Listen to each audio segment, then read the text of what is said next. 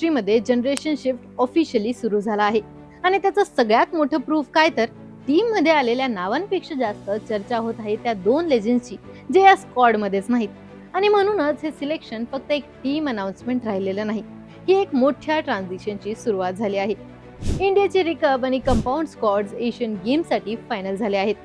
Selection trial Sports Authority of इंडियाच्या Sonipat national centre of excellence मध्ये झाले आणि या रिझल्ट्स नंतर एक पिक्चर समोर येतं की इंडियन आर्चरी मध्ये जनरेशन शिफ्ट ऑफिशियली सुरू झाला आहे.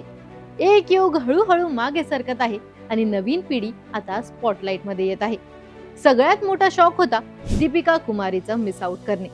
इंडियन आर्चरी म्हणलं की दीपिका हे नाव ऑटोमॅटिकली येतच. वर्ल्ड नंबर 1 राहिलेली, मल्टिपल ऑलिम्पिक्स खेळलेली, काउंटलेस मेडल्स जिंकलेली, पण ती फक्त मेडल्स जिंकणारी प्लेअर नव्हती. ती वर्षांवर इंडियन आर्चरीची ओळख बनली होती आणि हीच स्पोर्ट्सची रियालिटी आहे. इथे पास्ट अचीवमेंट्स रिस्पेक्ट मिळवून देतात, पण फ्युचर स्पॉट्स गॅरंटी करत नाहीत. तशी स्टोरी अतनु दास सोबत झाली. हँगझो एशियन गेम्स सिल्वर मेडलिस्ट, अनुभवाचा मोठा स्टॉक, प्रेशर मोमेंट्स मध्ये नेहमीच डिपेंडेबल. पण या ट्रायल्सने एक गोष्ट पुन्हा रिफाईन केली की लाईट स्पोर्ट मध्ये तुमचा पास तुम्हाला रिस्पेक्ट देऊ शकतो, पण स्पॉट मिळवून देत नाही. त्यासाठी आज परफॉर्म करावंच लागतं. पण जेव्हा मोठी नावं साईडला होतात तेव्हाच एक प्रश्न समोर येतो की आता जबाबदारी कोण सांभाळणार. आणि या ट्रायल्सने त्याचं उत्तर दिलं. मेन्स रिकअप मध्ये धीरज भूमदेवरा स्टँड आउट परफॉर्मर होता. पॅरिस ऑलिम्पिक नंतर त्याच्याकडे ऑलरेडी स्पॉटलाइट होतं, पण आता त्याने सांगितलं आहे की तो फ्युचर नाही, तो इंडियन आर्चरीचं प्रेझेंट आहे. त्याच्यासोबत नीरज चौहान आणि यशदीप भोगेनी टीम कंप्लीट केली. यंग, फिअरलेस, हंग्री, एक्झॅक्टली असं प्रोफाईल जो बिग टुर्नामेंट मध्ये डिफरन्स क्रिएट करतो. विमेन्स रिकव्हर मध्ये पण पिक्चर वेगळे नव्हते. कीर्ती शर्माने टॉप केलं, त्याच्यासोबत कुमकुम मोहड आणि अंकिता भकतनेही स्पॉट सिक्युअर केले. पण इथून स्टोरी अजून इंटरेस्टिंग होते. या स्क्वॉड मध्ये युथ आहे, कॉन्फिडन्स आहे आणि सगळ्यात इम्पॉर्टंट म्हणजे बॅगेज नाही. काही वेळा फ्रेश माइंड्स मोठ्या स्टेजवर सिनियर्स पेक्षा जास्त फ्री परफॉर्म करतात. कंपाऊंड कॅटेगरी मध्ये पिक्चर थोडं वेगळे आहे. तिथे अजूनही एकच नाव डॉमिनन्स दाखवताना दिसत आहे, Jyothi Surekha Vennam. Indian compound archery मध्ये कन्सिस्टन्सीचा बेंचमार्क म्हणजे ज्योती. प्रेशर मोमेंट्स मध्ये डिलिव्हर करायचं म्हणजे ज्योती. आणि म्हणूनच एक्सपेक्टेड होतं त्याप्रमाणे ती पुन्हा एकदा टॉपला पोहोचली आहे. हा तिचा चौथा एशियन गेम्स असणार आहे आणि हीच या स्टोरीला अजून स्पेशल बनवतं. जरा रेकॉर्ड्स बघा. आधीचे 3 एशियन गेम्स मध्ये तिने 3 गोल्ड, 1 सिल्वर आणि 1 ब्रॉन्झ जिंकले आहेत. म्हणजे जवळजवळ प्रत्येक एडिशन मध्ये मेडल कन्फर्म केला आहे. स्पोर्ट मध्ये अशी कन्सिस्टन्सी मेंटेन करणं आणि इतकी वर्ष टॉपवर टिकून राहणं ही खरंच रेअर गोष्ट आहे. पण ज्योती सुरेखा वेनमला खरंच स्पेशल बनवते ती फक्त तिची मेडल टॅली नाही, तर तिची रिमार्केबल कन्सिस्टन्सी.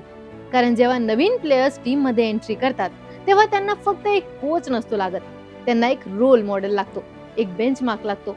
आणि ज्योती एक्झॅक्टली तेच देते. ती फक्त स्कोर बोर्डवर लीड करत नाही, तर आपल्या ॲटिट्यूडनेही माइंडसेटनी सुद्धा इन्स्पायर करते. तिच्यासोबत तानीपर्ती चिकित्या आणि Prithika Pradeep women's compound squad complete करते. एक असं कॉम्बिनेशन जिथे एक्सपिरियन्स सोबत फ्रेश एनर्जी पण दिसते आणि हेच बॅलन्स टीमला अजून डेंजरस बनवतं. मेन्स कंपाऊंड कॅटेगरीमध्ये सुद्धा यावेळी मोठा बदल पाहायला मिळाला. साहिल राजेश जाधवने टॉप पोझिशन सिक्युअर केली, तर कुशाल दलाल आणि गणेश थिरूर मुरुर यांनी राहिलेले हे स्पॉट्स पक्के केले. पण या रिझल्ट्स मध्ये सगळ्यात मोठा टर्नओव्हर दिसला, कारण यावेळी काही मोठी आणि ओळखीची नावं स्क्वॉड बाहेर राहिलेली दिसली. जसं की अभिषेक शर्मा नाही, ओजस प्रवीण देवतळे नाही, ऋषभ यादव नाही. ही सगळी एस्टॅब्लिश नावं आहेत, पण ट्रायल्सची ब्युटी हीच असते. तिथे रेप्युटेशन कामाला येत नाही, तिथे फक्त एकच गोष्ट बोलते, ते आहे स्कोरबोर्ड. आणि कदाचित हीच या सिलेक्शन सिस्टमची सगळ्यात मोठी स्ट्रेंथ आहे. काही स्पोर्ट्समध्ये सिलेक्शनवर पॉलिटिक्सचे आरोप होतात, काही ठिकाणी रेप्युटेशनला एक्स्ट्रा वेटेज मिळतं. पण आर्चरीमध्ये पिक्चर खूप सिंपल असतं. तुमचं सगळ्यात मोठा जज म्हणजे टार्गेट स्वतः आहे. एरो सेंटरला गेला तर तुम्ही टीम मध्ये, मिस झाला तर बाहेर. इतकं सिंपल आणि तितकंच ट्रान्सपरंट. कारण इथे ना पास्ट मेडल्स मॅटर करतात ना मोठं नाव, फक्त करंट परफॉर्मन्स बोलतो. पण या सगळ्या शेकअपचा इम्पॉर्टन्स नेमका काय आहे? तर एशियन गेम्स इंडियन आर्चरीसाठी खूप मोठा इव्हेंट आहे. क्रिकेट सारखा रोज स्पॉटलाइट नसेल, हेडलाईन्स कमी असतील, पण मेडल्सचा विचार केला तर आर्चरी नेहमीच इंडियाला कन्सिस्टंटली मेडल्स डिलिव्हर करत आली आहे. म्हणूनच प्रेशर तितकाच मोठा असतो. एक्सपेक्टेशन सुद्धा तितक्याच मोठ्या असतात आणि सगळ्यात चॅलेंजिंग गोष्ट म्हणजे एशियामधलं कॉम्पिटिशन. कारण समोर फक्त अपोनेंट्स नसतात, समोर साऊथ कोरिया, चायना आणि जपान सारखे आर्चरी पॉवर हाऊसेस असतात, जिथे एक छोटी मिस्टेक सुद्धा मेडल आणि हार्ट ब्रेक मधला डिफरन्स ठरवू शकते. इंटरेस्टिंग गोष्ट म्हणजे top 4 archers archery world cup stage 3 आणि आर्चरी वर्ल्ड कप स्टेज 4 साठी पण क्वालिफिकेशन झाले आहे. म्हणजे दीपिका कुमारी आणि अतनु दास कम्प्लिटली सिस्टम बाहेर नाहीत, ते वर्ल्ड कप स्क्वॉड मध्ये आहेत. स्पोर्ट्समध्ये शेवट म्हणजे नेहमीच कहाणी संपल्याचा सिग्नल नसतो. काही सेटबॅक्स असे असतात जे फुल स्टॉप नसून नवीन चॅप्टरची सुरुवात ठरतात. कदाचित दीपिका कुमारी आणि अतनु दास सारखे एक्सपिरियन्स प्लेयर्स हेच डिसअपॉइंटमेंट आपल्याला मोटिवेशन मध्ये कन्वर्ट करताना दिसतील.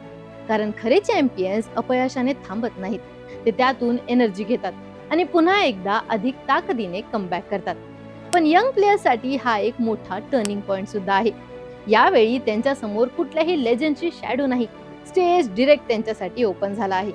एशियन गेम्स सारख्या मोठ्या प्लॅटफॉर्मवर प्रेशर असेल, क्राऊड असेल, एक्सपेक्टेशन्स असतील, सगळं खूप रिअल असणार आणि कदाचित इथेच ठरेल की इंडियन आर्चरीचा पुढचा पोस्टर फेस कोण असणार. आपल्या स्पोर्ट्स कल्चरमध्ये आपण बहुतेक वेळा फक्त मेडल्स बघतो, पण खऱ्या स्टोरीज मेडल पोडियमवर नाही तर सिलेक्शन रूम मध्ये लिहिल्या जातात. आनंद तिथे पण असतो, डिसअपॉइंटमेंट तिथे पण असते. कारण एकाच स्क्वॉड लिस्ट मध्ये तुमचं नाव असेल तर आयुष्य बदलतं आणि नसेल तरीही आयुष्य बदलतं. आज दीपिका कुमारी आणि अतनु दास हेडलाईन मध्ये आहेत, कारण त्यांना स्क्वॉड मध्ये जागा मिळाली नाही. पण कदाचित काही महिन्यांनंतर हेडलाईन कम्प्लिटली वेगळी असेल. इंडियाची नवीन आर्चरी जनरेशन देशासाठी गोल्ड घेऊन आली आहे. ही फक्त स्क्वॉड मध्ये बदल झालेली स्टोरी नाही, ही विश्वासाची, ट्रान्झिशनची आणि एका नवीन चॅप्टरची सुरुवात आहे. इंडियन आर्चरीने एक धाडस डिसिजन घेतला आहे. आता बघायचं आहे की हा डिसिजन एशियन स्टेजवर गोल्ड मध्ये कन्वर्ट होतो का.